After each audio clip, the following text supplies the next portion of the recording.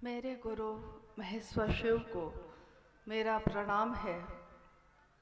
इस कालखंड के प्रथम शिव के शिष्य और हम सबों के परम आदरणीय वरेण्य गुरु भ्राता साहब श्री हरिंदरानंद जी के चरणों में मेरा प्रणाम है।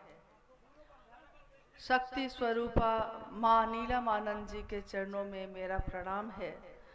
और पलामू जिले के छतरपुर प्रखंड के इस मैदान में उपस्थित आप सभी गुरु भाई गुरु बहन के चरणों में मेरा प्रणाम है।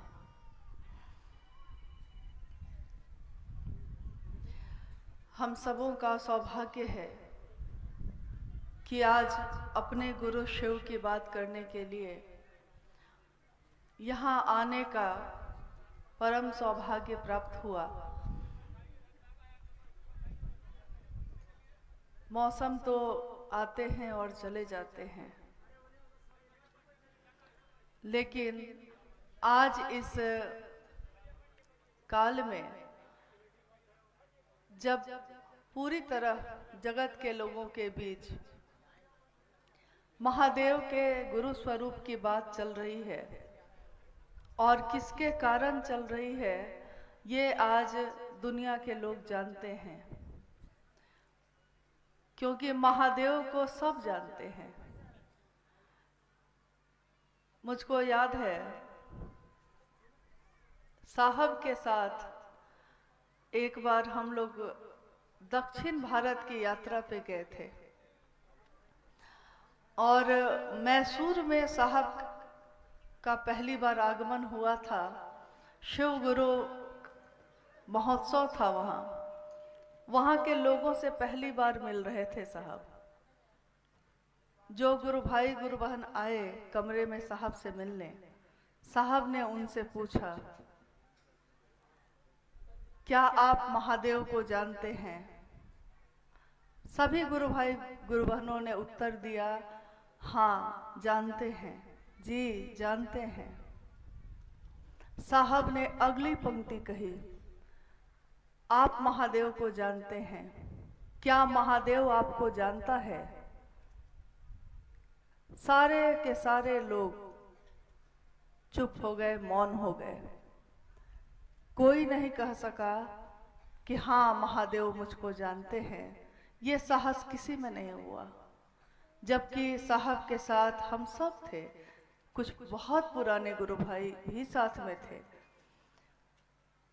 इतने सालों से महादेव महादेव कहते हुए हमारा जीवन चल रहा है, लेकिन महादेव से हमने कैसा रिश्ता बनाया, कैसा नाता बनाया कि हमारा मन ये नहीं कह सका, हमारे जुबान से ये नहीं निकल सका कि हाँ महादेव मुझको जानता है। हालांकि उसी समय जैसे होता है ना कि हम लोग सोचते हैं कि हम तो बड़े हैं, हम तो पुराने हैं, लेकिन उसी समय मेरी ही बेटी कमरे में आती है, साहब उससे भी पूछते हैं कि गौरी क्या महादेव को तुम जानती हो? तो वो उतनी ही सहजता से कहती है, हाँ बाबा जानती हूँ। बाबा कहते हैं कि क्या महादेव तुमको जानते हैं? उतनी ही सहजता से उसने उत्तर दिया, हाँ बाबा जानते हैं। ये घटना, ये बात मामूली नहीं है, क्योंकि उस समय मैं खुद ये सोचती ही रह गई कि क्यों नहीं मेरे मुंह से भी ये निकल सका, क्यों नहीं और लोगों के मुंह से भी ये निकल सका। क्योंकि महादेव से जो रिश्ता बनाने के लिए साहब ने कहा, कहीं ना कहीं तो हमसे भूल हुई, कहीं ना कहीं तो ये रिश्ता कमजोर हुआ है। अभी अनु भैया आपको एक घटना सुना रहे थे नंबरदार की। साहब ने अपनी चर्चाओं में भी और कितनी बार कमरे की चर्चाओं में भी, बातचीत में भी इस घटना का उल्लेख किया है। उन्होंने बार बार ये घटना दोहराई, सुनाया। उन्होंने कहा कि नंबरदार को कोई रास्ता नहीं मिला था जाने का, और अघोरी बैठा था। उसने अघोरी से कहा कि बाबा मुझको नदी पार करके जाना है अपने घर।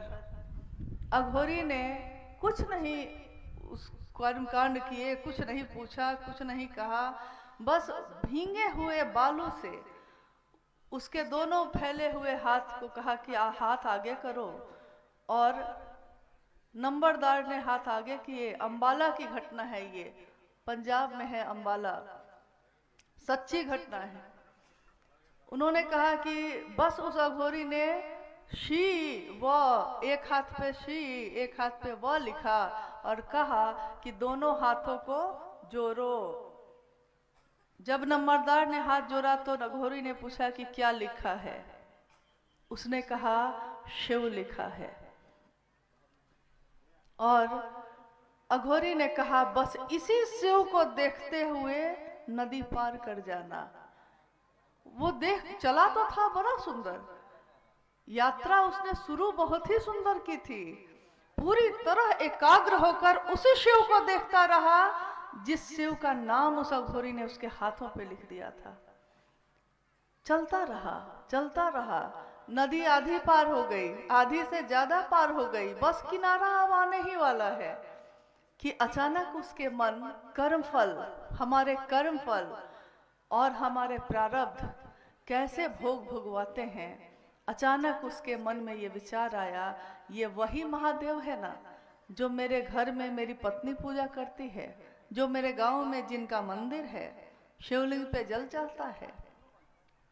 और इतना ही होते हुए वो डूबने लगा। अघोरी चिल्लाता है। साहब ने जब जब इस कहानी को बताया, उन्होंने कहा अघोरी वहीं से चिल्ला रहा है, वो देख रहा है आपकी यात्रा को। अगर नहीं देखता, वो सिर्फ हाथ पे लिख के आप जब बढ़ ही गए थे तो वो चला जाता, लेकिन नहीं, वो अघोरी उस किनारे खड़ा होकर उस नंबरदार को तब भी देख रहा था जब वो नदी पार कर चुका था, लगभग आधा से ज्यादा। तभी तो जब वो डूबने लगा तो नंबरदार ने कहा, रे रे अपने शिव को छोड़, मेरे शिव को देख। और ये घटना जो साहब ने सुनाई है, डूबते डूबते नंबरदार ने अपने हाथों को समेटा और वो फिर से नदी के ऊपर आ गया, पार कर कर चला गया। यानी ये घटना, ये बात जो साहब के द्वारा कही गई, ये बताती है कि शिव तो हजारों वर्षों से हैं ही, लेकिन उस शिव से हमारा नाता वैसा नहीं हुआ जैसा उस अघोरी का था। प्रेम अधिकार लाता है। साहब श्री हरिनानंद जी का जन्म इस धराधाम पे हुआ 31 अक्टूबर 1948 को, और आने वाले समय में, कालांतर में, उन्होंने 1974 में शिव को अपना गुरु बनाया। बहुत सारी घटनाएं हुई, बहुत सारी बातें हुई। जब उन्होंने शिव को अपना गुरु बना लिया तो बना लिया, और कहा कि अब बना लिया है तो अब इस जगह को छोड़ूंगा नहीं, व्यभिचारी भक्ति मुझसे न होगी। जब एक को दिल दे दिया है तो दिल अब वहीं रहेगा, चाहे महादेव अब मुझको कुछ सिखाएं या ना सिखाएं। 3 शर्त भी रख दी, और ये भी कह दिया कि चाहे अब कुछ मिलेगा कि नहीं मिलेगा, लेकिन अब मान लिया है तो मान लिया है, अब यहाँ से हटूंगा नहीं। नतीजा क्या हुआ? नतीजा ये हुआ कि शिव सचमुच में उनके गुरु तो हुए ही, और उनके माध्यम से जगत का एक एक व्यक्ति आज शिव को अपना गुरु बना रहा है। लेकिन हमसे भी वही भूल होती है। साहब ने हमारे दिलों पे लिख दिया था शिव। उन्होंने कहा कि जिस दिन आपने ये घोषणा की कि आज से और अभी से शिव मेरे गुरु होंगे, सोचिए वो पल कितना सुंदर था, कितना अच्छा था, कितने अच्छे मन से हम लोगों ने शिव को अपना गुरु बनाया था। और हम लोगों ने सोचा था महादेव का काम हम करेंगे, क्योंकि हम में कोई योग्यता नहीं है, हम में कोई पात्रता नहीं है। महादेव का काम हम लोग करेंगे कैसे, हमको आता क्या है। लेकिन ये खुशी हमारे मन में, ये आह्लाद हमारे मन में घर कर गया कि महादेव मेरे होंगे, मैं महादेव की होंगी, और महादेव मुझ पे दया करेंगे। तो इस जगत में गली गली घूमकर उस महादेव की बात हम लोग करेंगे। शुरुआत हुई थी मोहब्बत से। जो साहब ने कहा। और आओ चलें शिव की ओर, जब आप पढ़ेंगे उसमें ये पंक्ति है, साहब लिखते हैं कि शुरुआत हुई थी मोहब्बत से, अच्छा चले थे सब कोई, महादेव पे ही ध्यान था। गुरु की चर्चा मतलब सिर्फ गुरु की चर्चा, किसी और की चर्चा नहीं होती थी उसमें। मुझको याद है कि प्रारंभिक समय में शिष्यानुभूति छोटी सी एक किताब है साहब के द्वारा लिखित, 1990 में वो छापी गई थी, और साहब के ही पैसे से इतने सालों तक वो छपती रही। लेकिन साहब ने उसका मूल्य रखा, आपका शिव शिष्य होना। ये मूल्य आज तक इतिहास उठाकर देख लीजिए, न तो पूर्व में कभी ये मूल्य किसी ने किसी के लिए रखा है, न आने वाले समय में कोई रख सकेगा। क्योंकि जगत खरीद के जगत को बेचते हैं, जगत को बेचते हैं, जगत को खरीदते हैं। ये सिलसिला तो पुराना है, लेकिन महादेव के लिए जगत को बेच दिया, ये सिलसिला पुराना नहीं है, ये तो इसी समय में हुआ था सिर्फ। तो उन्होंने कहा कि शुरुआत हुई थी मोहब्बत से, लेकिन कुछ वर्ष क्या बीते, 5-10 वर्ष क्या बीते, मोहब्बत तिजारत में बदल गई। वही बार बार साहब ने सावधान किया हम लोगों को, बार बार ये कहानी सुनाई कि उसको मत भूल जाना जिसको मैंने तुम्हारे दिल में उतारा है, शिव को। अगर शिव याद रह गए तो कितनी भी बाधाएं, कितने भी दुख, कितने भी कष्ट रहेंगे, आप इस नदी को पार कर जाएंगे। ये कौन सी नदी है जिसमें तूफान आया हुआ है? ये वो नदी है जो हमारे जीवन को चलाती है। इसमें दुख है, परेशानी है, कामनाएं हैं, उम्मीदें हैं, निराशा है, सब कुछ है, उथल पुथल है। लेकिन अगर शिव याद रह गए तो पानी भी पत्थर बनता चला जाता है और हम लोग इस नदी को, इस जीवन को पार करते चले जाते हैं। लेकिन जिस दिन हमारा मन उस शिव के प्रति थोड़ा भी कमजोर होता है, हमारी यात्रा वहीं डूबने लगती है। इसीलिए बरसों बरसों भी महादेव का काम करने वाले कभी कमजोर अगर पड़ जाते हैं तो वहीं पे अपने कारण से ही डूबने लगते हैं। कारण बस इतना ही होता है कि रे रे मेरे शिव को देख, अपने शिव को छोड़, ये हम भूल गए। अपनी लौकिक कामना के लिए या अपने जागतिक सुख के लिए हम सब महादेव से मांगते ही तो आए हैं। हम एक साधारण इंसान हैं, साधारण मानव हैं। उस महादेव से मांगेंगे नहीं तो करेंगे क्या? क्योंकि कुछ दूर तक काम करता है हमारा शरीर, कुछ देर के बाद काम नहीं करता, तो हमको मदद लेनी ही पड़ती है। तो दूसरों की मदद हम मांगते ही मांगते हैं। छोटा काम हो तो अकेले कर सकते हैं, बड़ा काम हो तो अकेले नहीं होता, दूसरों की मदद लेनी पड़ती है।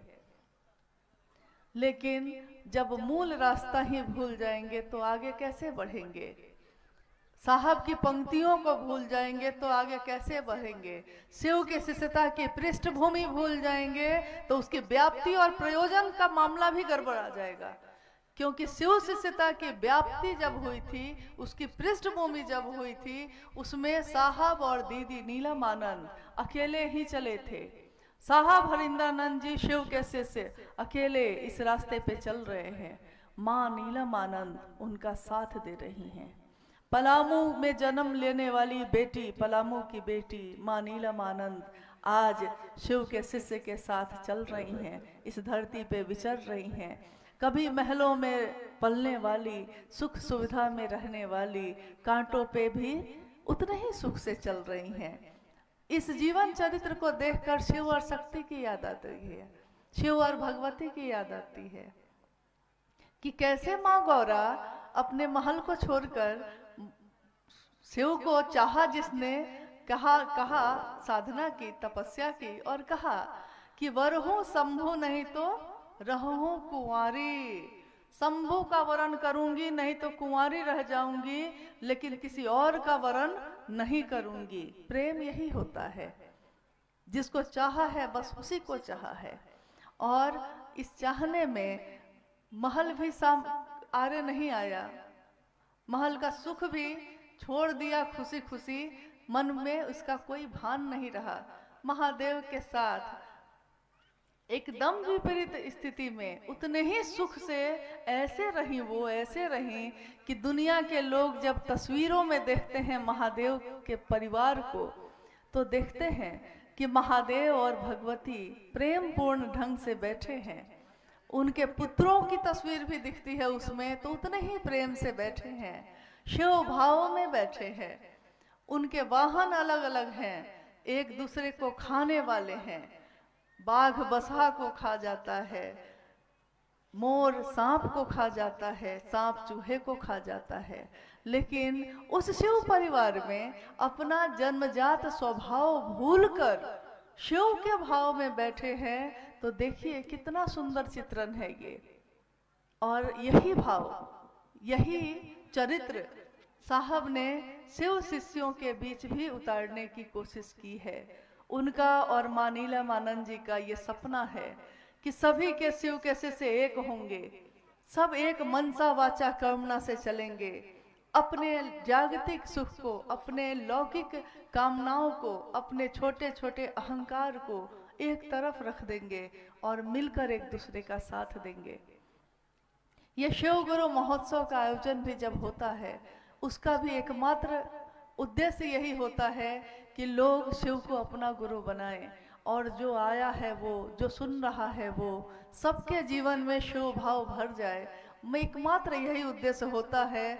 आज भी शिव गुरु महोत्सव कहीं भी होता है, या आने वाले मनवंतरों तक भी कहीं होगा, उसमें साहब दीदी की ही उपस्थिति होगी, उन्हीं की वाणी फिजाओं में गूंजती रहेगी। बनो तो शिव, जियो तो शिव, रहो तो शिव। इसके सिवा उन्होंने न कुछ कहा, न कुछ किया, न कुछ चाहा। हमारे ग्रंथों में, हमारे शास्त्रों में, उपनिषद और वेदों में, महाभारत और रामचरितमानस में विभिन्न जगहों पे लिखा हुआ है कि शिव गुरु हैं, लेकिन किसी ने हमारे आपके जीवन में इसको नहीं उतारा था। महाभारत के अनुशासन पर्व में लिखा है, नास्ति सर्व समो देवो, शिव जैसा कोई देवता नहीं। नास्ति सर्व समो रणे, शिव जैसा कोई योद्धा नहीं। नास्ति सर्व समो गति, शिव जैसी कोई गति नहीं। साहब ने कहा, नास्ति सर्व समो गुरु, शिव जैसा कोई गुरु नहीं। तो जब सबसे सुंदर गुरु हमको आपको उपलब्ध है, तो हम क्यों नहीं उसी शिव को अपना गुरु बनाएं। और बना लिया है तो रुकने की जिद ना करें। शिष्य की राह पे चल पड़े हो अगर, साथ चलने चलाने का वादा करो। रुक गए हो, जीवन है ना, मन होता है, विचार होते हैं, कभी मन टूटता है, कभी मन जुड़ता है। तो रुक गए हो तो रुकने की जिद ना करो, फिर से चलने चलाने का वादा करो। अरे ये 70-80 सालों के जीवन में कितनी घृणा लेकर चल सकिएगा, कितना वैवनस्य, कितनी नाराजगी, कब तक ये चलता रहेगा, कब तक हम लोग लेकर चलते रहेंगे। एक दूसरे को गले लगाएं। बसंत का आगमन हो रहा है, देखिए फागुन आने वाला है, रंगों की दुनिया इस धरती पे छाएगी। शिव के शिष्य भी एक दूसरे को साथ देते हुए ये सोचे कि हमारे साहब ने ये चाहा है कि सभी शिव के शिष्य एक दूसरे से करुणा प्रेम से मिले, सहानुभूति रखें, महादेव के काम को आगे बढ़ाने पे बात करें। गुरु की चर्चा गुरु के लिए होती है, तीनों सूत्र भी गुरु के लिए ही होता है। साहब के जीवन में सबसे पहले नमः शिवाय आया, यानी शिव को प्रणाम करने का मंत्र आया, लेकिन उन्होंने उसको तीसरे सूत्र में रखा। गुरु का आदेश आया, कहा जाता है कि गुरु का आदेश ही शिष्य के लिए सर्वोपरि होता है। लेकिन देखिए साहब ने गुरु के आदेश को दूसरे सूत्र पे रखा। पहले सूत्र में क्या रखा? पहले सूत्र में रखा कि शिव की दया के बिना कुछ भी और नहीं हो सकता। शिव की दया ना हो तो उनकी बात नहीं हो सकती, कोई उनकी बात सुनेगा नहीं। शिव की दया ना हो तो उनको प्रणाम नहीं हो सकता, इसीलिए शुरुआत ही की दया से कहा कि अगर नींव मजबूत नहीं होगी तो उस पे खड़ी होने वाली इमारत भी कमजोर होगी। शिव से दया मांगना शिष्य भाव की नींव है, वो आधार भूमि है वो। शिव की दया हो जाए तो क्या नहीं हो सकता है। तो हम सब शिव के शिष्य मनसा वाचा कर्मणा अपने साहब के संकल्प को याद करें। और जैसे होली में गाते हैं लोग कि होली के दिन दिल मिल जाते हैं, गिले शिकवे भूल कर दोस्तों दुश्मन भी गले मिल जाते हैं।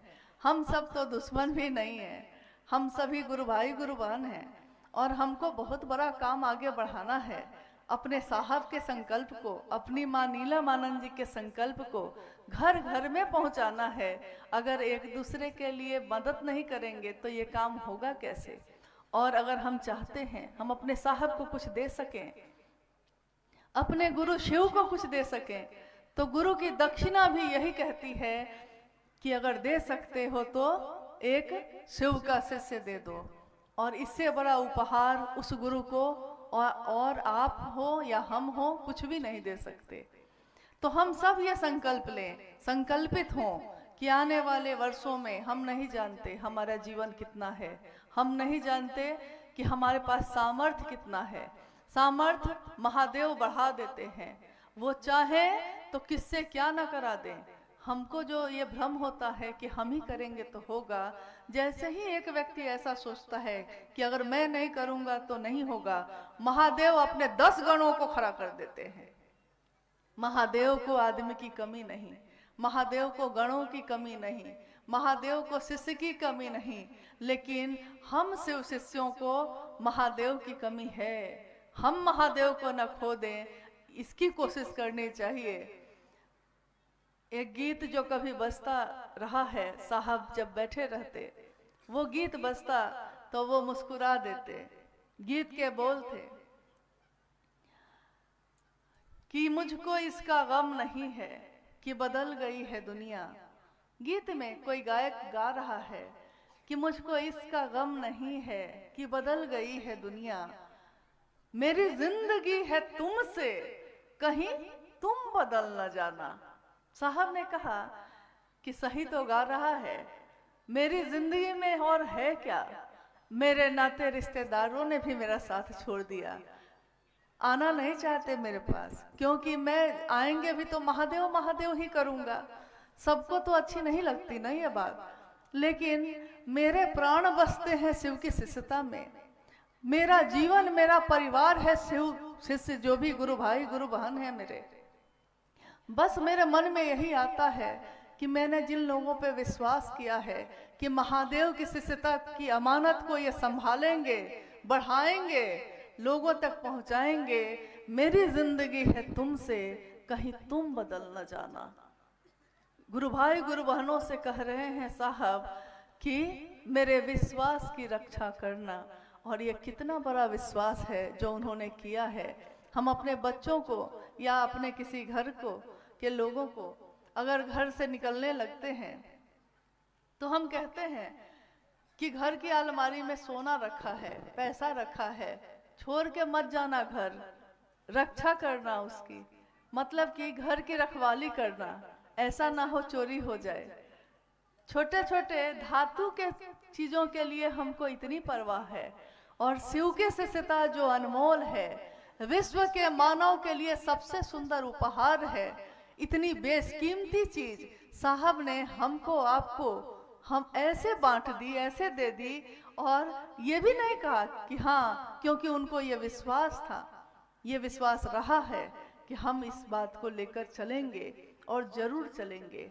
साहब कहते हैं मेरे गुरु शिव असंख्य लोगों में प्रकट होंगे, असंख्य लोगों में प्रकट होंगे। कितनी बड़ी बात कह रहे हैं वो। और आज है ये, गांव गांव में, गलियों में महादेव के गीत गूंज रहे हैं, महादेव की शिव चर्चा हो रही है। साहब ने जो परिचय चाहा जो पहचान बनाना चाहा, मेरा आपका सबका। उन्होंने बस इतना ही कहा कि तुम लोग जब गुजरते हो लोग क्या कहते हैं। एक बार साहब उपवन में बैठे थे, कुछ गुरु भाई गुरु बहन मिलने आए। साहब ने कहा कि आप लोग जब अपने गांव में गुजरते हैं, झुंड में लोगों के साथ जब गुरु कार्य करने जाते हैं, फटाफट सेशन करने जाते हैं, तो लोग आपको देख के क्या कहते हैं। तो गुरु भाई गुरु बहनों ने बड़ी खुशी के साथ कहा कि लोग कहते हैं कि शिव चर्चा वाले जा रहे हैं। साहब ने कहा कि यही तकलीफ मेरी सबसे बड़ी है। मैंने तो चाहा कि लोग आपको देखें तो कहें कि शिव के शिष्य जा रहे हैं, और आपने ये क्या किया है कि लोग कहते हैं शिव चर्चा वाले जा रहे हैं। एक मामूली शरीरधारी गुरु का शिष्य भी जाता है, गुजरता है कहीं से, तो लोग कहते हैं कि अमुक गुरु का शिष्य जा रहा है। और इस धरती पे शिव के शिष्य जब गुजर रहे हैं तो लोग कहते हैं शिव चर्चा वाले जा रहे हैं। अरे लोगों के मुंह से तो निकलना चाहिए कि देखो शिव के शिष्य जा रहे हैं। हमारा मनसा, हमारी वचन, हमारा आचरण ऐसा होना चाहिए। आइए, आज आप लोग बहुत गर्मी में हैं, ये बात सही है। और ये भी अनु भैया ने सही कहा कि हम इंसान किसी भी चीज़ से खुश नहीं होते। जो महादेव ने दिया है उसके लिए धन्यवाद नहीं देते, उनको खुश नहीं होते, हमेशा शिकवा ही रह जाता है, हमेशा शिकायत ही रह जाती है, और हमेशा यही कहते रह जाते हैं कि महादेव आपको, आप तो नहीं ही पूछते हैं। लेकिन उमा माता भी कुछ नहीं कहती है, कुछ तो कहे, हम लोग पे कुछ तो रहम करे। तो यही है, महादेव ने दिया ही दिया है, लेकिन हम लोग किसी भी चीज से संतुष्ट नहीं हैं। तो जब ये संतुष्टि आ,